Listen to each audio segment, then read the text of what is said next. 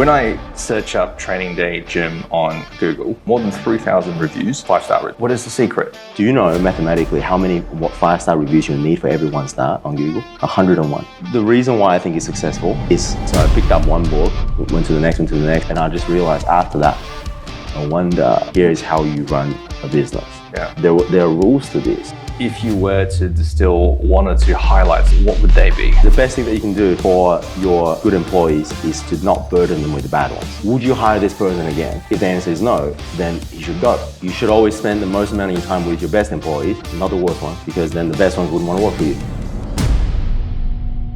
Most champions don't have something you don't. They lack something you have. What do you lack?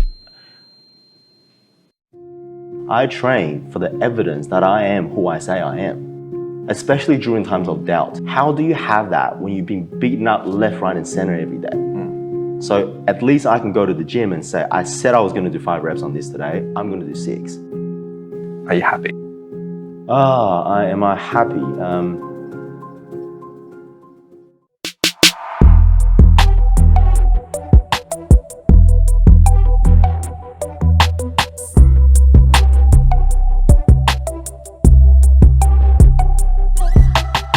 Wayne, welcome back. Thank you. When I catch up with my friends once in a while, especially the ones in business, I like to ask, what's been on your mind?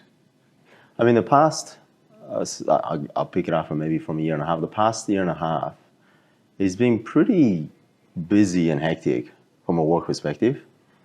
And it doesn't seem like long, but I do feel like for the past year and a half, I've been just getting a context that maybe there are other aspects, of life to focus on. Like my mum is here living with me at the moment, because a year and a half ago, I think it was just out of lockdown, wasn't it? Yeah. So mum is here, and then it's put a lot of family perspectives in my mind. But other than that, I wouldn't say not a whole lot have changed, other than just a bit of maturity and stuff that went on between now and then. I guess one of the things that you told me that has happened between the last time we spoke here on the podcast to now is Dad has passed away. How has that shifted your perspective on life? To be honest, it hasn't shifted, not perspective-wise. No, it didn't change my perspective on anything. But more so that for a period of time, that happened, I don't know, I think it was, maybe it was September or something like that. It wasn't long, it was within the past 6 months, or about 6 months ago. For about that month, it was, I don't have a relationship with him. I haven't spoken to him in person for over 10 years. If I said that there wasn't a time where I was thinking or perhaps 20 years down the track, I'd be matured and he would figure it out, and there might have been an apology, there might have been some sort of a closure to it all. I'd be lying if I didn't think that would somehow happen. Yeah. You know what I mean? Maybe when I have kids and this, I couldn't imagine, but I imagine it's some sort of a closure, because it wasn't a good experience for me, one part of it. Yeah. The other side of it is, I've always been very optimistic, and he is quite miserable, what happened. So I've always believed the whole cause and effect kind of thing. If you suffer here, you must do well here. But the first thing was just the sadness of, what? This is not how I pictured it. Yeah. And 2 was, this is sad, because the guy's had a pretty sad life. Yeah. And I can't imagine not being able to have that closure with someone. Yeah. So for about a couple of weeks, it was sad. Damn it. I guess the positive thing was, Wayne, go and enjoy life. Go and enjoy life, because you could choose just to suffer. You choose to stay suffering, because I actually think that's what's happened. Yeah. And it was a really sad ending. The way it ended was really miserable. Yeah. So I guess, I was sad for a bit, confused for a bit. It wasn't sad that I missed someone. No, there was none of that. Yeah. It was just trying to feel gee, this is not how I imagined it. Yeah. And it's actually quite interesting, because my mum is with me at the moment, right? So it happened when that's her first husband. Yeah. So if anything, she was probably more empathetic of the whole situation than me. I got angry for a bit. Yeah. Angry the fact why don't I even get a closure now? Yeah. Right? At least she was a bit sad, like, damn, we shared a period of our life. I was just angry on so many accounts, like angry, like, how could this happen like that too? How did you, I don't know the exact story about how he died. It was some health related stuff. And I was like, what, do I have to have any physical health to worry about? Like, I was even worried about, like, you couldn't even give me that. Yeah. So there was so much that was just confused at the point in time. Yeah. It didn't really, and work was really stressful at the time because I think I was just in the midst of like opening a new location at that time. Yes. So it was just a lot going on. A lot went on and it didn't feel like a year and a half. Yeah. What would have closure looked like for you? Something like, this is why I was upset. I think you could have done better. I would assume that look, to say that everything is once, I mean, there's always two sides to a story, right? So I'm sure there's stuff that I would have done better when I was younger, even now, but I'm the kid, right? That you're the dad. I would expect some sort of this. And also, not only just like I was waiting for something, it's also because I wasn't in I don't think I'm capable enough or mature enough at the stage of life where I could actually fix this. And I tried to fix, like, I don't know if I shared it last time, but I tried to fix it in so many accounts. And just, if you listen to the way that he ended. Did you try to reach out? Because you didn't talk about it last absolutely time. not. Okay. Because with the way it ended, it was like not savable. Like, I remember I had a conversation with like a psychologist, not for me, he happened to be a psychologist. And we talked about this situation and he used this term of like a burnt toast, which is a sad term that he come across with people that just can't be fixed. I'm not saying that was what he was, but it did come across my mind like this could have, the best thing that I did was to distance myself from that. Because from what I knew happened, I think that his family or whoever that was, his new family, I think pretty sad situation for them. Yeah, yeah. From, I don't know how much you remember of what you shared the last time you were here, but it was a lot about your upbringing and some experiences of violence at home and being really not the most supportive father that you, I guess, yearned for. Is there anything about the previous episode that you want to give context to, or? I can't really remember exactly all the stuff that I said. I'm a very, like, I speak with passion and it is what it is. And I would have said what I probably felt at that particular day. Even the day after or the day before, it might not have been the same. But if I was, I guess, it might just some context of, like, damn, like he's had a pretty sad life. I think he's definitely copped it a lot worse than me. Yeah. Like now listening to nothing changed. We didn't have this conversation after that. I never spoken to him. It wasn't even the text, nothing. Yeah. But now I just think about it because I thought there was a happier ending to his life or perhaps something that would, make his life better. Yeah. But I know he didn't have that. Or unless I didn't see it, but from what I hear, he didn't have that. Yeah. And my life at this point, at the 30, how old am I? 34 years of now, I think I've had more better years than his whole life. Yeah. So I feel sad for him for that, and I feel bad if he did hear that bit of it, if anybody that knows him that did hear parts of that made his life worse, I'd feel bad because I think that he didn't see the fruits of anything at the end of it. So I feel a little bit bad, if anything. If I did hurt him in any kind of way to make his life worse, I do feel bad, not taking his own responsibility away from that, I just do feel a little bit bad. I guess from every failure and every triumph, there's always lessons to be learned. And even for someone who, you've described lived not a fulfilling, not a happy life, I'm sure you could look at that and still distill lessons from maybe the things that he didn't do. Yeah. What were some of the lessons that you can learn from Dad's life? Biggest thing, like when that happened, is just enjoy. I guess this brings down to maybe I'll relate this back to myself because if I'm just speculating him, I don't know anything about the man. I haven't spoken to him for more than 15 years or something. And he could have changed during that 15 years. Could have. Yeah. There was. Yeah.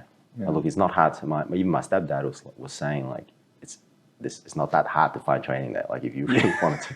Would he know that you started training there? He knows. He was there. The last time I saw him was when he came to training there when he was just small.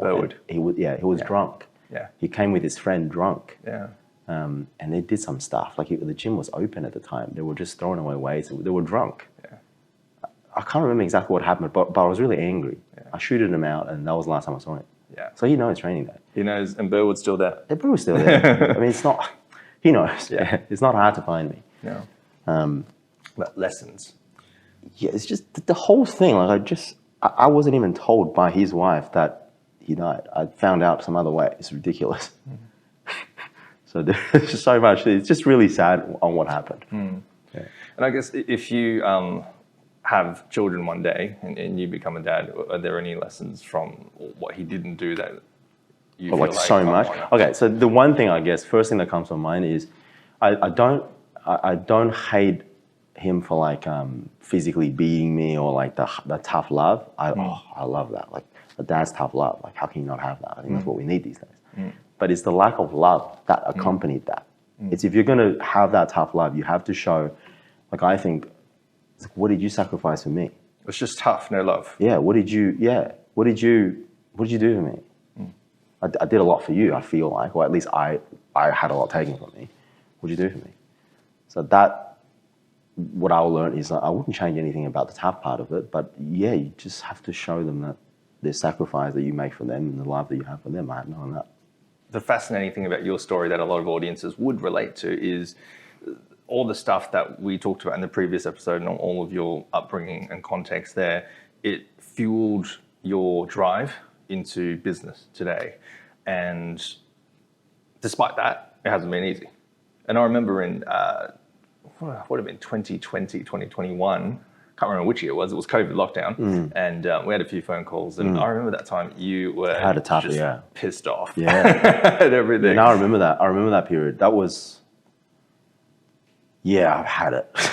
That was a period of time. What can you tell us about that time? To be honest, like when it first, for context, like my business was the gym business. Yeah. And it's kind of upsetting when, you could go to brothels before you could go to the gym at the time. Like, let's just take that out. Look, there's reasons was that the for rule? it. That was the rule, yeah. Yeah, right. Brothels opened before gyms did. You believe that? But, all right, whatever. Like our industry, the problems with our industry is not, as you would say, regulated. And it's okay, whatever reasons. But it was obviously angered me. I think it's not just a lack of, a loss of income, the loss of, your baby or by purpose, but it's that loss of identity. My whole identity was this is what value that I added to people, right? As a boss, I added this value of a workplace to my employees. I didn't have that. As a man of the house, I had lost my income in the period to support for my family. I didn't have that. I didn't look like a good son because my stepbrother and all, I could still work overseas because they went to school, they did IT stuff. I couldn't have that. They went to school.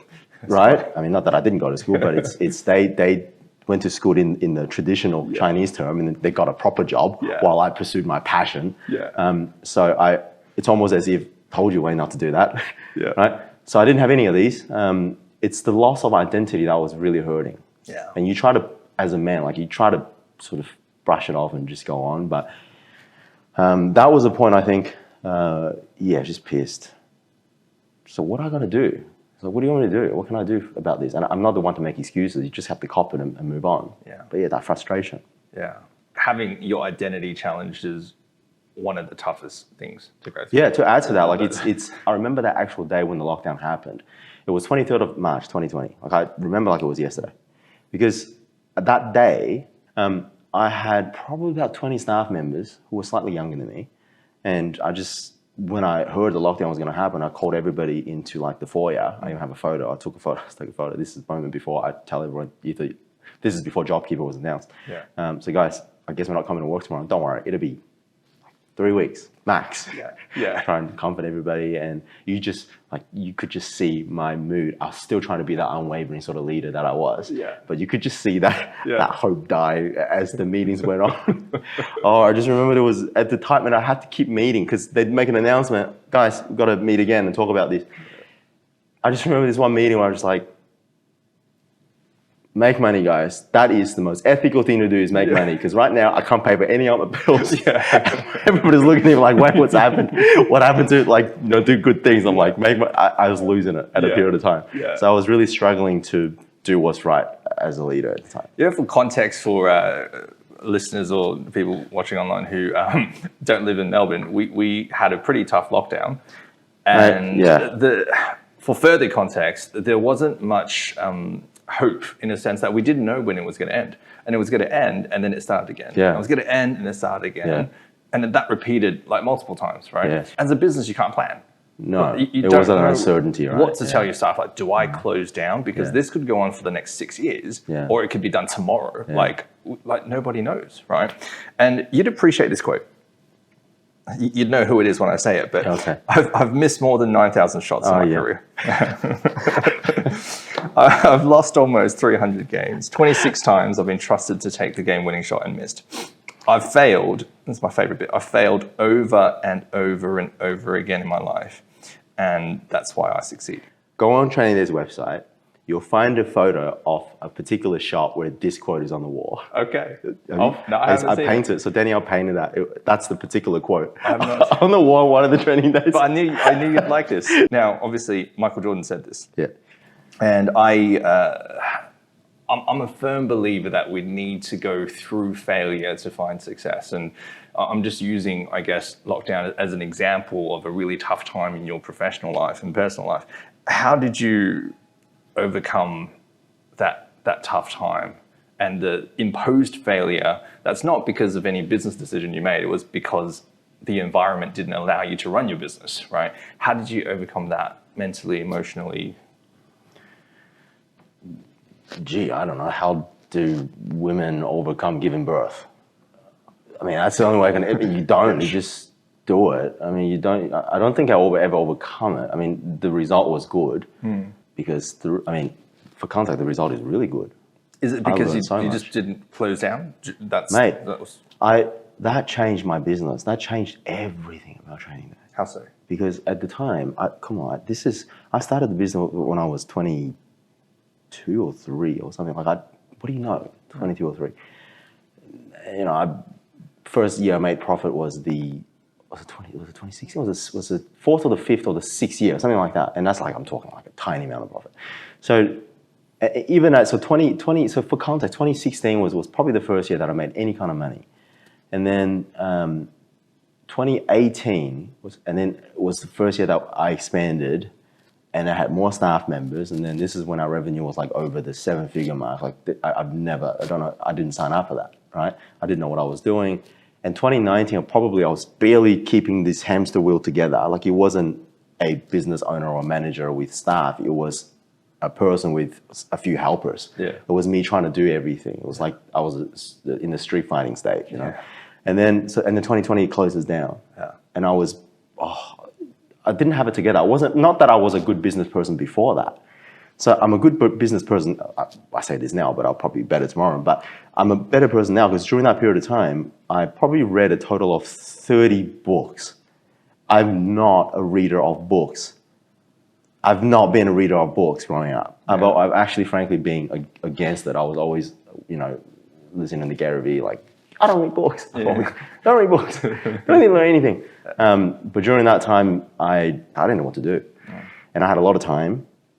So I picked up one book, went to the next, and then literally I read, I think, from traction to good to great to the 4, disciplines sort of an extraordinary executive. Like every single book in that series, I started reading all of it. And I just realized after that, no wonder, this is how you play basketball. Here is how you run a business. Yeah. There are rules to this. And after that, I probably used the next maybe 10 months or so after that, put together an entire new business plan. And I think coming out from it, it doesn't help that we had you couldn't work if you weren't vaxxed. Our members, we couldn't take them in. There was so many complications for like a brick and mortar business. Feels like so long ago. Right, it was, and so half of the team didn't come back, and it was easy for me to restructure the team. And also, we probably let go a lot of people that weren't the right fit as well, that I wanted to a long time ago. And we reassembled a new team. And from the outside perspective, it might have looked like the same thing, but internally from a balanced profit loss perspective, from how the team was run, I'm telling you, like the result was maybe 3-4 times better than what it was. Because you read. Because I read and because I practiced. Some things might have just been like, oh, I know this is not the right person for that particular role. But who wants to do that? I mean, it's easier drawing out big dreams and stuff, but it's about when you have to let the wrong people go. I mean, so you had the courage enough to do this because you just gone through a worse of pain. Yeah. So then it got you to the point to make a lot of these changes that once you thought you knew, and to even the stuff that I didn't, after reading all these books, I knew what to do. If there wasn't lockdowns, do you think you would have read? No. It will always be that. So like, I'm so glad that happened. Yeah. So our industry profit margin is terrible. Like if you look at the last IBIS industry report, it's like a 4% profit margin last year. I mean, it's probably tough for like all industries recently, but it's terrible. Yeah. So I might have just been average back then. Yeah. Maybe a little bit better. Yeah. But now I feel confident. I know what I'm doing. You make a decision, you go, okay, this is the right way to do it. No, there's no way. At least not at this pace. It might have taken me another 10 years. Yeah. But yeah, that two years, I reckon, gave me like 10 years worth of growth. In no way do I think that what you read and that journey you went on can be summarized in 1 or 2 sentences. With that context in mind, if you were to distill 1 or 2 highlights of stuff that perhaps jump into mind first from all the books that you've read that you applied, what would they be? There's so many. I can't. Like, what's the best move in basketball? It depends. Yeah. Right? So I think the more you read, the more it becomes that. Yeah. I guess keep reading, keep learning. It might be something today, or it might be something tomorrow.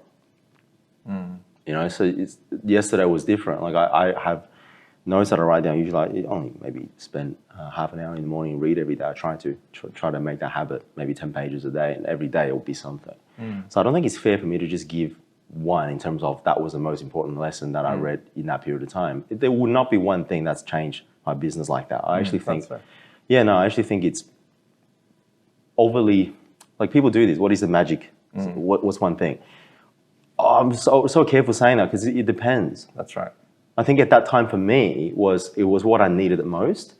But for someone else that read all the time and didn't take action, reading an extra book is not going to help you. Yeah. So what was the thing that you needed the most at the time that you found in a book?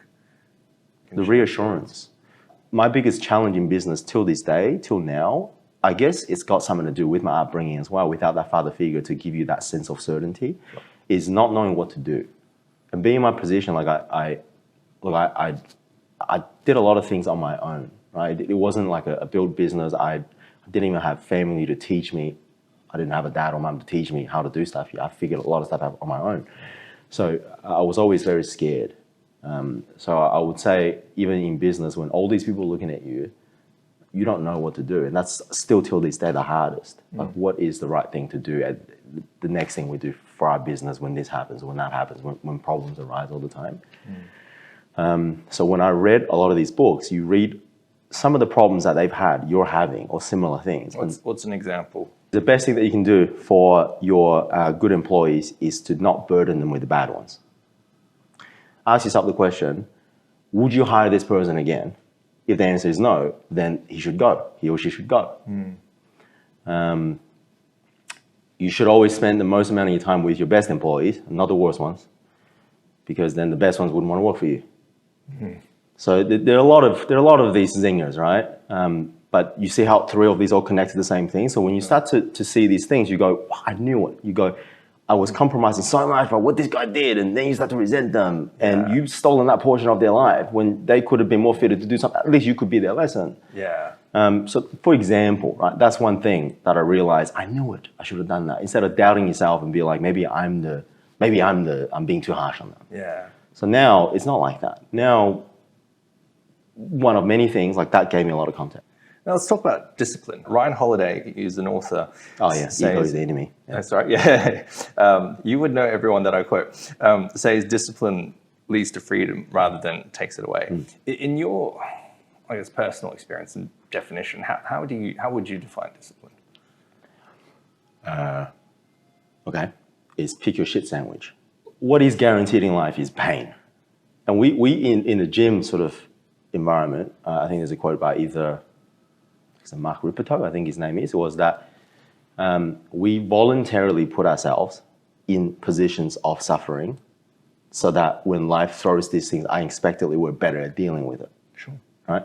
So I would say that's the biggest reason of why I personally relate so much of gym and what we do on everyday training to life. So spin it back onto like discipline is one, you're choosing those struggles for yourself so that the universe doesn't choose it for you. And two, is that even if that you're suffering more unnecessarily, you are making yourself better at dealing with struggles anyways in the future. So either way, you win. And I personally think you can't have fulfillment on things that come easy. So if you know, my grandma, I go on this analogy again, is happy with just eating white rice, happier than I am in doing it because she's gone through more struggles. So things just taste better when you work harder for it. Sure. So hence why I think choosing discipline is essentially choosing freedom. It's choosing happiness because you are picking, you know, you picked your shit sandwich. You're in control. So at least you made your own choice on what your shit's going to be. Yeah. Well, it's true because thinking about my environment, everyone that I know well, who I would, I guess, classify as being less disciplined, they're not happy. Well, they go and find happiness, right? Because they think discipline is the opposite of happiness. Yeah. Is it really? I mean, define happiness then. You know, is what eating a donut makes you happy now, right? So well, fine. And then if that's the case, then I don't think happiness should be the goal anyway. Yeah. Shouldn't that be a fulfilling life? Like anybody that's read Viktor Frankl's A Man's Search for Meaning, greatest book probably ever written. That's Tony Robbins' favorite book, by the way. Yeah. Viktor Frankl's he sort of is a creator of logotherapy, where how do you find meaning in life is through one of three things. Either doing hard work, okay, make sure I quote this right. Either you'll find meaning from either doing hard work or from love, finding someone or something you love, or three, through suffering. He thinks, based on his logotherapy theory, that one of these three things are more likely to bring you fulfillment. You shared a while ago about whether it was suffering or stress, but like it resonated with me because usually people live to avoid suffering and stress, right? Like we get more comfortable, we get especially a better car, now. aircon, more comfy shoes, more comfy clothes, etc. Because we think like comfort is good, whereas comfort is actually bad for us. Well, they say that we're going, I don't know who said this, but we're going through a comfort crisis right now. Yeah. And they say that, what's the definition of old age? I really like this one. Who said that? What's the definition of old age? It's the constant pursuit of comfort. And I thought about that. I was like, yeah, that's pretty good. Get a comfortable chair, get a comfortable car. Comfortable life. Yeah. Whatever that means. Yeah, like when you're younger, you never think about stuff like that, right? Yeah. For our defense, because I'm in this generation too, the comfort crisis. It was easier for I tell my mum this, it's easier for my mum, my grandma, who lived through a poorer life, to endure suffer more dignified, because they didn't have to pick it. Yeah. It was there for them. Yeah. But now, there was no choice. You're right. And then it was common suffering, especially if you grew up in like communist China or something like that. It's easy. You didn't have, or you had less mental problems. You had less mental health issues. Probably, I don't know, don't quote me, but statistically, you might see less mental health issues because there were bigger issues. But as humans, we're gonna have issues. But now you have to go to the gym, for example. You have to be disciplined in doing that. And okay, well, that's a physical metaphor, but there are so many things along that where you shouldn't just do something because you can. You shouldn't just do something because it's easy, right? But how do you explain that to someone, to a kid, without knowing the fulfillment that you get from discipline? How are they going to be able to know that without having suffered, without choosing to? You know what I mean? Like, it's actually harder for us now to choose that. Yes. Therefore, there is a comfort crisis because as time goes on, we're in prosperity.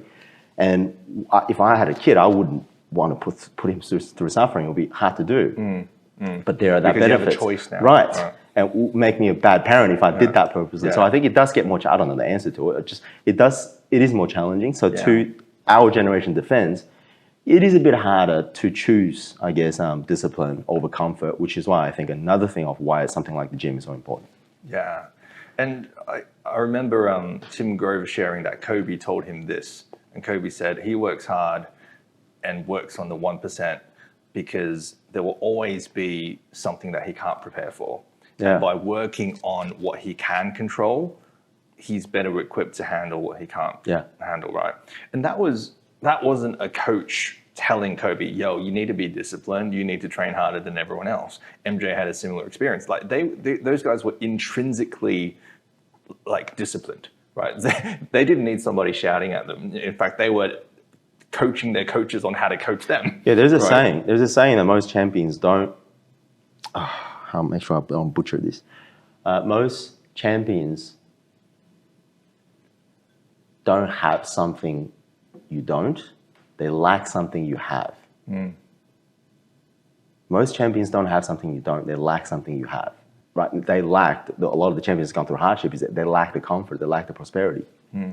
For your drive, then, what do you lack that someone else might have? I think is that I lack the comfort. And to be honest, the suffering that I didn't enjoy in my childhood, it's almost as if like there's this meme, you know, the Asian parent meme, and then now the Asian kid grows up, gets beat up in life because my mom hits harder than that. Yeah. So it kind of is like that. You go through your hard fights early on, and the suffering later on becomes, I guess, a little less hard. Would you be comfortable then? I mean, I would think you have a nice house, you drive many nice cars, you got your Ferrari. Like, is that a form of comfort now? And do you still have something that you don't have? Well, that's the thing. I think this is why I push myself so hard in going to the gym, and I'm injured all the time, Louis. Like for somebody that lives and breathes the gym, and I lifted competitively in Olympic weightlifting. I was in the national championships up until the lockdowns. Actually, I still lift repetitively, and my knees are gone. My wrist is like wonky. I have so many injuries, and my physio, like one of the physios in one of my gyms, is just like, I can't. You're untreatable, you know. And it's like burnt toast. Yeah, you think I don't know that? Yeah. But when I share this on a conference with my team, I said, what do you think I train for? You think I train for the physical things? I mean, that's great. I mean, that's the bonus. I train for the evidence that I am who I say I am. You need that evidence, especially during times of doubt, during times when in the past year and a half, probably about 6 months, especially in the past 6 months, been extremely stressful for me. A lot of uncertainty, and I meet challenges in business like anybody else, whether it be people issues, financial issues, competitive landscape issues. Like all of these issues just pop up, and you're supposed to have the answer. You don't. And you don't know the answers to that. So how do you believe in yourself? You need evidence, right? That you are good. You are who you say you are. You're a force to be reckoned with. How do you have that when you've been beaten up left, right, and center every day? So at least I can go to the gym and say, I said I was going to do 5 reps on this today. I'm going to do 6. So, and especially if I didn't think I was going to do 6, that evidence. So Alex Hormoz's quote is, you got to outwork your self-doubt. You can't scream that in the mirror. Right? It's not affirmations every day. It's like, I'm capable, but the evidence suggests otherwise. That's right, Yes. So I train mainly for that reason.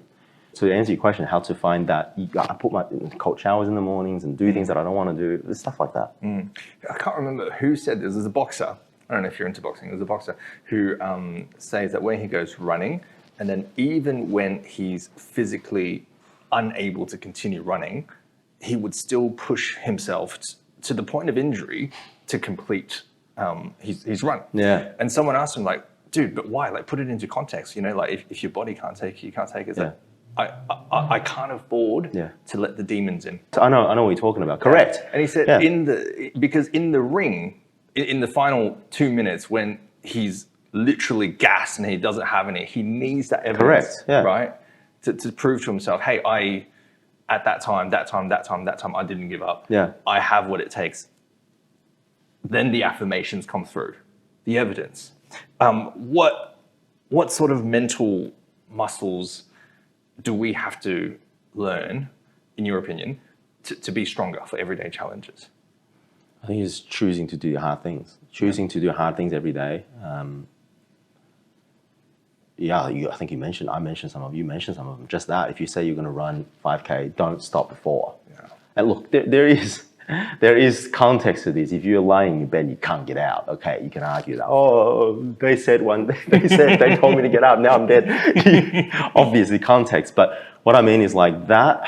Like for me, to exchange, if I injured my knees or I deteriorated a little bit more, look, this is me saying there's a 34. I don't know if I'll be saying there's a 43, right? Me saying this now, that I think that's a price, that's such a cheap price to pay for confidence. It's just confidence that you are supposed to be taking on challenges, and challenges means you don't know how to deal with it. So you're not going to have the answer to everything. So how are you supposed to have that self-belief if you don't do hard things every day that you didn't think you were able to do? So the feeling of when we hit a PR, like in the gym, like a personal record or personal best, that's that evidence. I didn't think I was going to be able to squat this way for X amount of reps. And when I do it, that's the greatest feeling. Why? Because for that moment, you feel like I'm on top of the world. Yeah. Right? So imagine if you had enough of that feeling, 365 days in a year, half of them you had that feeling. You'd be a lot better in a position to trust yourself. Yeah. Right? Yeah. When I search up Training Day Gym on Google, you have, across the 3 gyms, and one of it's relatively new, more than 3,000 reviews, 5-star reviews. It's pretty cool. It's not like 4.8. I'm glad you noticed that. Yeah. 4.7, yeah. 5-star. Yeah. 5-star reviews. Yep. And look, they all have a similar theme to it. Yeah. But I have a few here, very recent ones. I love Training Day as a powerlifter. Mad facilities, awesome staff, and such a welcoming and supportive community. 1,000 out of 10. Love heart. I am very happy training here. Chris is very friendly. Chris. And fast to process. I think he means process my requests. The gym is spacious and clean. Very helpful staff. First time having a conversation with them, and it did not disappoint. Chris is the go-to man. And I keep on seeing Chris, Kat, and Steph. Yeah. Who are Chris, Kat, and Steph? And why are they so awesome? Because they keep coming up in these 5-star reviews. Well, okay, it's not just them. To be fair, like they like seeing their name mentioned there, obviously. Yes. So they ask if can you please mention my name? Look, so the question is, who are they? Or do you want me to? Well, you can elaborate, but I guess what I do want to find out is, what is the secret? All right. Okay, so first of all, like this is, I guess, a technical thing, right? You go to most most pages, Google reviews, something that you look at. And this is look, I believe training is successful, and I believe it. And the reason why I think it's successful is we're not the first to do something, we won't be the last to do it. And we just do so many things that much better than everybody else. And this is another one of the things that I learned over time during my readings during that lockdown period is a leader never negotiates his standards. And my standard is a 5-star gym. Now, it's not that we don't have 1-star reviews, we do. Do you know mathematically what 5-star reviews you need for every 1-star on Google? To stay at 5-star? 101. Okay, so you need 100 5-star So if we got a 1-star review, which we do because we mess up, sure. and then sometimes it's so bad that they let me know and I personally respond to it, and then we mess up, you know. And the guys, I don't need to say anything. Yeah. They're onto 101 5-star reviews. Yeah. They go and find the happy members and they ask, hey, are you happy with our services? Yeah. If you like us, enjoy us so much, will it be fair for you to leave a review for us? Yeah. So a lot of this proactivity goes in there. Yeah. A lot of them, some of them obviously they're all coming as they go, but I think that is a part of the same as, you know, keeping the paper towel topped up, making sure that the weights are being packed away. There's so many of the 1%ers. Yes. We have, for example, rules now how many meters that you should say what to the member. If you're within 6 meters, you must be making eye contact. If you're within 3 meters, you must be saying hi. And this is not. I took this off Disney. Yeah. So a lot of these very minor things are the reasons why some are successful and some are not. And I think so Universal feels different to Disney. Right. Yeah. And this is one thing that the founder of Dropbox said. and they asked him, why is Dropbox successful over so many other content sharing platforms? And he said, it's because other people had one step and we had zero. That was it. So I think for me, and my standards on training day is this the best you can do? If it's not good enough. And I guess that quote from Dropbox could be reinterpreted as, they settled for one step, we didn't. Correct. Right. And I think most people, that's where that discipline comes in, I think most people have that. Louis, the funny thing is I don't know any business owner that is happy to get a one-star review. No one would like that. A customer complains about something. If you're passionate about what you do, you're not going to be happy about that, right? But I think most people would take it and be like, oh, wow. It's like, no. Yeah. Fight against that. Like, do not accept that. Like, that's me. Well, because there are people on the internet, and perhaps sometimes our advice we would give people is, like, ignore the haters. And that's good advice in a certain context. But then when you can use that then as an opportunity for improvement, then it's not, hey, don't ignore them. Don't let them get to you, but use that as fuel to improve. I literally I was on the way here listening to a Modern Wisdom podcast. It was Alex Formosa was on it. And they happened talking about this, right? It's like people get the same sort of a flash on their face when they're accused of doing something bad, even if they haven't done it. But why are you embarrassed about it if you haven't done it? Yeah. It is important to people, right? It's not that. So I think ignore the haters in a sense where you don't, it's the same thing as don't let failure go to your heart and don't let success go to your head. Yes. Right? But if somebody is accusing you of something that you don't think you've done, fight for that. I'm an advocate for fighting for that. Yeah. And if you're trolling me, you show your face. Don't be a coward. Because in my childhood growing up, you'd be punched in the face for doing that. Yeah. And if I say something to someone on the internet, this is Jordan Peterson says the biggest problem with our world today is because of internet trolls. And a part of me believe that. You're saying stuff without a consequence. Yeah. Not even just like the physical consequence, I can't hit you. Two, it's like you're not even getting embarrassed because we don't know who you are for saying that. So yeah, I'm a firm believer on this will drive you nuts. So then another part of it is letting go, right? Yeah. And so one part of me is I'm so high sprung, like some things happen, it just drives me nuts. You can just imagine how bad I felt during COVID. There's nothing I could have done about it. But my personality going, no, you just got to push. Yeah. Push. It serves me right on times like this where we could do better. Yeah. And it serves me wrong in times like that where I end up stressing myself out, Yeah. Is that the cost then of I think there is a cost. Everything there is a cost. Well, for me, that's the cost. Yeah. But the victory for me does feel a lot better because the things that you just read, there aren't things that nobody can do. It's just I've decided to pursue that, and I didn't settle for something that, to be honest, like I would have been happy settling with. And the funny thing is, when you actually create that culture amongst the team, we were never at 5-star. My standard for the team was 4.9, by the way, on Google reviews. But when you let them feel like a winner, when somebody's a part of the team and we set the targets, whatever it is, whether it be sales targets, review targets, whatever targets it is, or customer satisfaction targets, if we meet them, they are now people that meet those targets. They wouldn't accept the 4.9. It's actually them that brought those scores. One of the clubs went to 5 first. I was really sad. Yeah. Because where is there to go now? Yeah. Yeah. I was genuinely really sad. And I did the maths going, do you guys know what you just done? Because what if tomorrow you go back down to 4.9? How do you feel about yourselves? Yeah. They don't feel good. Or you better keep this. You know what it costs to keep this? You need 101 happy customers and 1 bad one. Yeah. So then the other clubs looked at it like, we're winners too. Yeah. So they started competing with the 5 and then needed to get there. So what I'm saying is once you start to foster this winning environment, that becomes their identity. They needed that evidence that we are who we say we are. It's like the best customer service team that we have. Yeah. And some people would call that overkill. Some people would call that obsession. But you wouldn't call it that, would you? It probably is. But there is no perfect personality. But anybody that knows me, I'm a very difficult person to be friends with. And I'm a very difficult boss because I'm just expecting these things. And some of the guys go more for less. Wayne's always just asking for more for less. Yeah, well, isn't that what we're always trying to do? That's the whole point of running a business. What we're trying to do. But then, I get it. Like, go and enjoy life sometimes, Wayne. Yeah. It's all right. Okay, that's the other side of me. But I always tell them, you guys will feel like winners, though.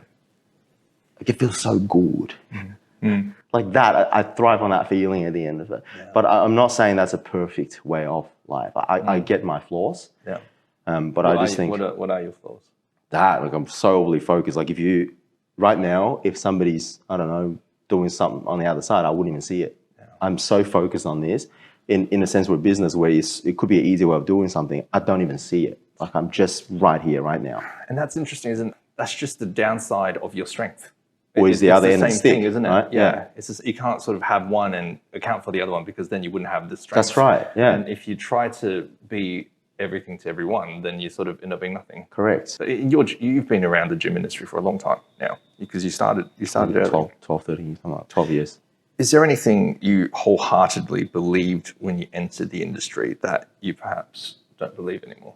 It wouldn't so much be about the industry, but the first thing that comes to mind is when I was younger, when we were working together way back and making sales, being 18, 19, 17, 19, 21, making all the sales. Good times. Yeah, you envision that I'm going to be a billionaire at 25. You're not even thinking about like that would be nice. You'd be like, I'll be a billionaire.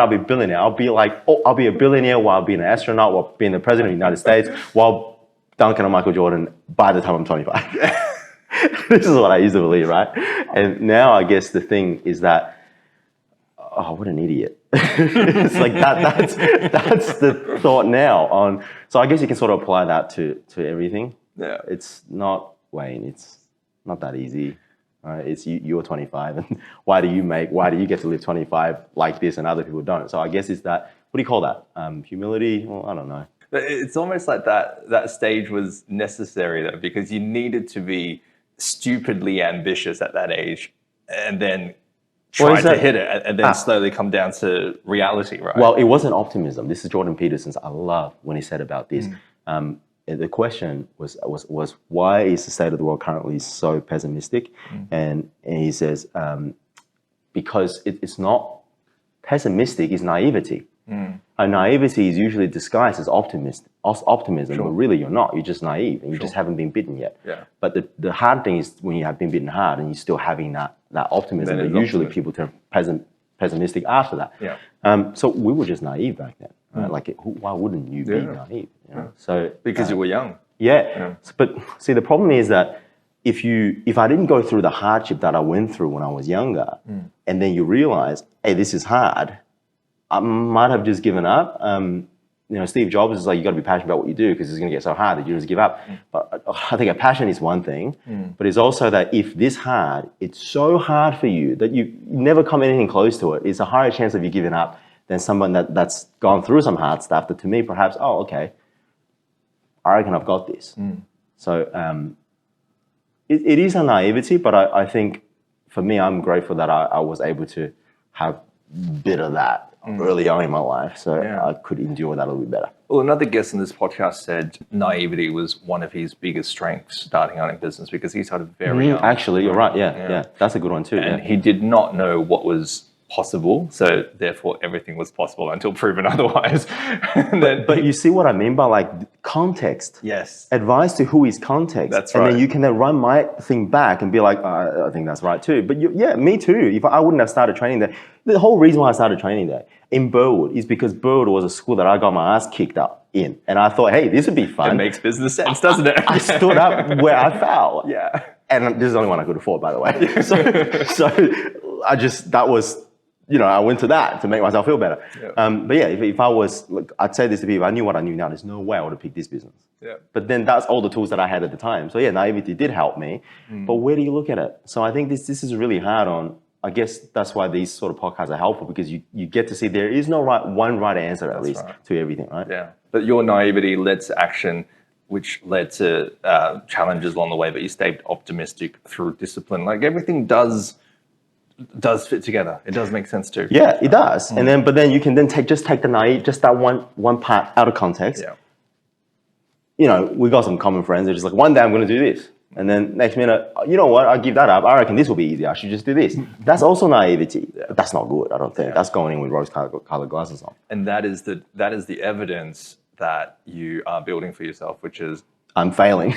Well, when something is hard... I quit. I'm going to go do something else. Yes. But you never say you failed, but you know, subconsciously, you know. You gave yourself evidence that you are not somebody that perseveres. Exactly. Yeah. Exactly. And that's the reason why I went through uni, even though I knew I was never going to be in the course. Because like, damn, like if I quit now, I'm going to have that with me forever. Then you're a quitter. In my head, yeah. And I had good reason to quit, but when I need that, I'm not going to justify that. You're a quitter, because when things get hard, you're going to be like, oh, last time this happened, I quit. Exactly. Yeah. But if I didn't quit and I pushed through, I'm going to have that. I didn't need this, yet I still persisted. Perhaps I can get through it because I got through it last time. Exactly. Yep. One movie that we used to watch back in the day was Pursuit of Happiness. Oh man, I watched that. I'm pretty sure I watched that like 20 times. Yeah. I watched it recently too. I spoke to a guy, said, hey, have you seen it? You really should watch it. And he was like, oh, I don't dare watch it. I'm like, why the heck not? I was like, it's such a good movie. He's like, oh, like, I feel like I'm just going to cry for 3 days. Really? Maybe. I mean, he hasn't seen it. But I guess what I'm leading to is The Pursuit of Happiness was great movie. It's a quote by Thomas Jefferson, I think. Through your years of upbringing, now 12 years in the gym industry, you've been pushing and you've been striving and improving. Are you happy? Am I happy? I'm fulfilled. Okay. Yeah, so I don't usually like to use the word happiness because it's very